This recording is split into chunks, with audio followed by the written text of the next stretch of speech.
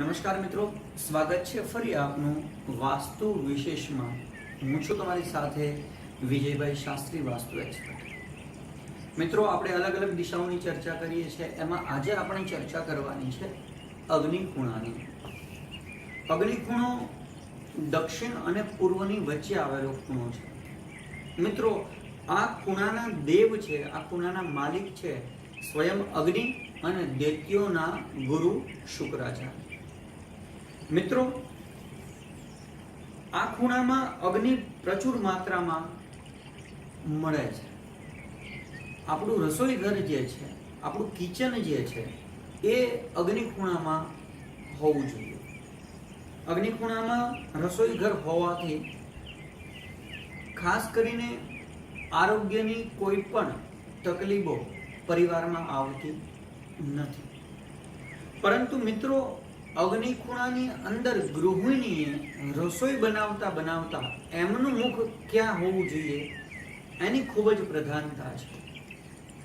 મિત્રો, આ રસોઈ ઘર તો અગ્નિ ખૂણામાં છે, પરંતુ રસોઈ બનાવતા બનાવતા એ બહેને, એ ગૃહિણીએ પોતાનું મુખ જે છે એ પૂર્વ દિશામાં આવે એ રીતે એ પ્લેટફોર્મની વ્યવસ્થા કરવાની છે। મિત્રો, એનાથી વિપરીત દિશા એટલે કે સમજો કે રસોઈ બનાવતા બનાવતા ગૃહિણીનું જો મુખ જે છે એ ઉત્તર દિશામાં આવતું હોય તો એ શુભ માનવામાં નથી આવતું। એનાથી વિપરીત અસર થશે અને ઘરની અંદર, પરિવારની અંદર ધીમે ધીમે કર્જદાર, દેણદાર બનતા જશું, લક્ષ્મીનો ક્ષય થશે।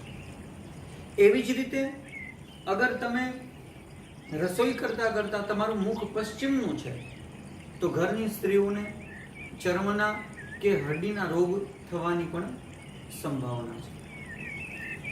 એટલે યાદ રહે કે તમારું રસોઈ ઘર અથવા તો રસોઈ ઘરનું મૂળ પ્લેટફોર્મ જે તમે છે, જે તમે રસોઈનો ચૂલો જે રાખી રહ્યા છો, તો તમારું રસોઈ કરતા કરતા તમારું મુખ રસોઈ બનાવતા બનાવતા પૂર્વમાં રહે એ ચોક્કસ તમારે જોવાનું રહેશે। એની સિવાયની એક ખૂબ જરૂરી વ્યવસ્થા છે, જેમ આપણે આગળના વિડીયોઝમાં જોયું હશે કે જેમ ઈશાનમાં અગ્નિ ન હોવી જોઈએ, એટલે ઈશાનમાં જનરેટર ન હોવું જોઈએ, ઈશાનમાં વોશિંગ મશીન ન હોવું જોઈએ, ઈશાનમાં ફ્રીજ ન હોવું જોઈએ, એવી જ રીતે અગ્નિ ખૂણામાં પાણીની વ્યવસ્થા ન રાખવી જોઈએ।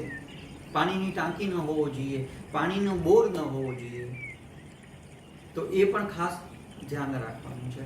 ઈશાન ખૂણામાં વાદળી રંગ, ઈશાન ખૂણામાં અથવા તો કિચનમાં વાદળી રંગ પણ રાખવો શુભ નથી, કારણ કે એ પણ પાણીનું પ્રતીક સૂચવે છે।